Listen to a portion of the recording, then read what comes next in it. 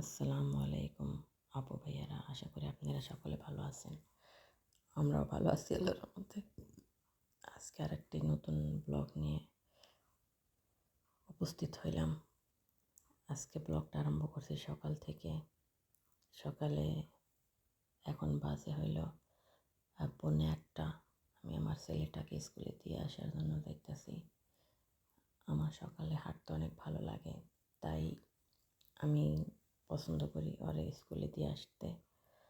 ওই যে ওর কাছ থেকে আমি ব্যাগটা নিয়ে নিছি, আর ওরা বলতেছি বাবা একটু তাড়াতাড়ি হাঁট।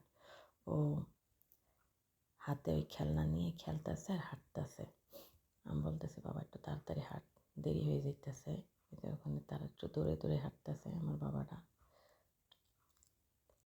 আজকে ওর বাবাই বাসায়, তাই আমার এত তাড়া নাই। আমি একটু রিল্যাক্সভাবে সকালের এই সময়টাকে এনজয় করতেছি। আমার প্রিয় আপু ভাইয়ারা, আপনারাও যারা অসুস্থ, ডিপ্রেশন আছে, যাদের অনেক বেশি টেনশন আছে, তারা ফজরের নামাজের পরে যে যেখানেই থাকেন পৃথিবীর, সেখান থেকে একটু হাঁটার চেষ্টা করবেন, দেখবেন অনেক ভালো লাগবে। ওর স্কুলে দিয়ে আমি এখানে বাসার দিকে রওনা দিছি। এই যে বাসা দেখতেছি আর হাঁটতেছিলাম। বাসাটা খুবই সুন্দর, তবে করে রাখছে, ময়লা ময়লা বানায় রাখছে, গাছ গুছটা করে, এমন মনে হয় এখানে কেউ থাকে না। আমার কাছে এই বাসাটা দেখতে অনেক ভালো লাগে। এখানে টাইমটা দেখে একটু তাড়াতাড়ি করে হাঁটতেছি, কারণ বাসায় যেয়ে আমার নাস্তা খাইতে হইবে, বাবুদের খাওয়াইতে হইব। আমার হাজব্যান্ড আবার ওর কিছু পার্সোনাল কাজ আছে, সেটার জন্য ও যাইব অফিসে, তাই আমি একটু তাড়াতাড়ি করে হাঁটতেছি। আমার এই সকালে এই রোদ, আজকের দিনটা খুবই সুন্দর। এই রোদগুলো দেখতে অনেক ভালো লাগে।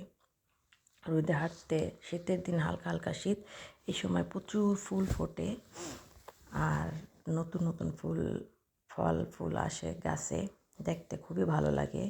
ইনশাল্লাহ আগামী ভিডিওতে আপনাদের সাথে এই নতুন যে ফুল আসছে এগুলো শেয়ার করবো। এখন আমি তাড়াতাড়ি করে যাইতেছি বাসার দিকে, খুবই তাড়াতাড়ি করতেছি। দেখেন কত সুন্দর, ঘাসের মধ্যে কত ফুল। সকালে হাঁটলে শরীরে যত ব্যথা আছে, যত মনে করেন টেনশন থাকে, মাথাটা ফ্রেশ হয়ে যায়, শরীর ফ্রেশ হয়ে যায়। আমার কাছে খুব ভালো লাগে। এই যে বাসার দিকে চলে আসলাম, বাসায় এখন মেন গেটটা ঢুকবো। তাড়াতাড়ি করতেছি, কারণ আর দুইটি মাইয়া আছে, ওরা স্কুলে যাইব। এখন এই যে ছোটো বাবুটারে আমরা নাস্তা খাইয়ে লইছিলাম, নাস্তা খাইয়া ও নাস্তা করাইয়া সমস্ত কাজ শেষ করে আমি আনি যে বাবুটারে তাড়াতাড়ি করে মাসাজ করে দিই, কারণ শীতের দিন তো এখন স্কিনটা একটু ড্রাই হয়ে যায়। এই জন্য সকালে করি অলিভ অয়েল দা ম্যাসাজ, আর এই যে রান্না করার আগে আবার একবার ম্যাসাজ করে দিই, ক্রিম দা ম্যাসাজ করে দিই। এই যে মুখটা একটু চাইপা দিতেছি, নাকটা একটু টেনে সুন্দর করতেছি ম্যাসাজ, মুখটারও সুন্দর করে ম্যাসাজ করতেছি, জানি সে মুখের যে উঁচা উঁচা ভাব থাকে কমে যায়। কানটা করে দিতেছি। আমার বাবাটা খেলা করতেছে আমার সাথে, কান্না করে না আজকে।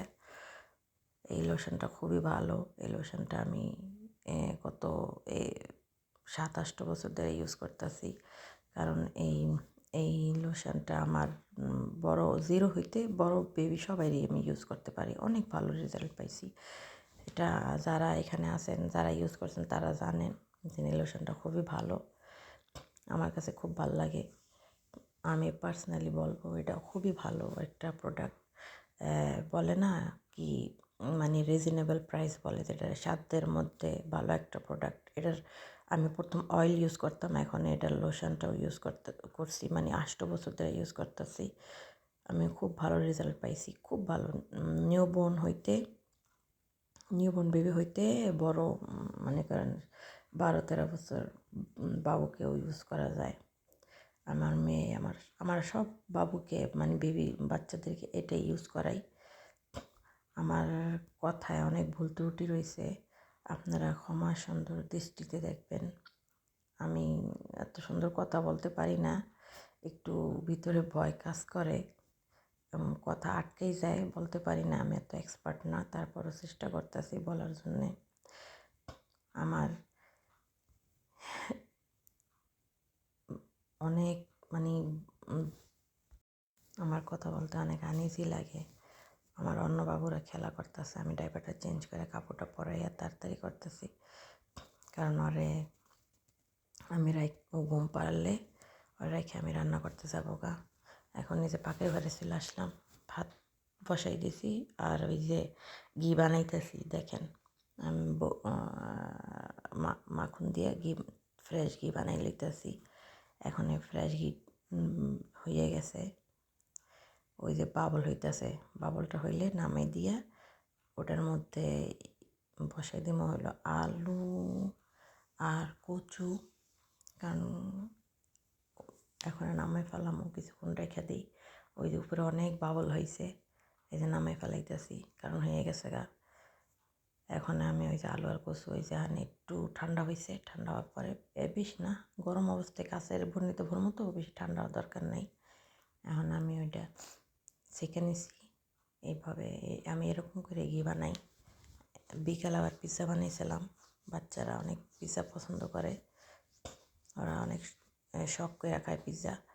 এই জন্য আমি এই যে কেটে দিতেছি, পিৎজা বানিয়েছি। পিৎজার ভিডিওটা মানে বানানোর ভিডিওটা শ্যুট করি নাই, আপনারা চাইলে আমার কমেন্টে জানাইবেন, আমি ইনশাল্লাহ পিৎজার রেসিপিটা শেয়ার করবো আপনাদের সাথে। পিৎজাটা খুবই মজা হয়েছিল। আমার ভিডিওটা ভালো লাগলে আপনারা সবাই আমাকে কমেন্ট করে জানাবেন আপনারা কি আমার ভিডিওটা ভালো লাগলে লাইক করবেন, শেয়ার করবেন আর কমেন্ট করবেন। আমার ভিডিওটা দেখার জন্য অনেক অনেক ধন্যবাদ। আল্লাহ হাফিজ, আবার দেখা হবে।